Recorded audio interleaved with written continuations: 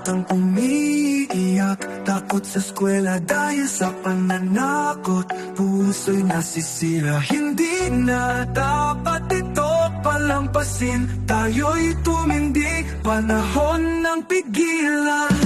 Sa huling nauna, boses ng bata'y pakinggan sana. Sa paaralan o kahit saan pa, karapatan nila'y ating ipaglaban talaga. Sa bawat salita, may sakit na dala. Sa bawat pang-aapi, may pusong natuturo pa. Kaya't mga magulang, tayo'y kumalaw. Maging gabay, maging sandalan, maging ilaw.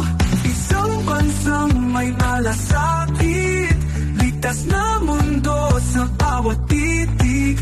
Puno ng respeto, pagkakaibigan, yan ang pangarap ng bawat magulang. Sa huling nauna, boses ng bata'y pakinggan sana. Sa paaralan o kahit saan pa, karapatan nila'y ating ipaglaban talaga. Tayo ang tinig ng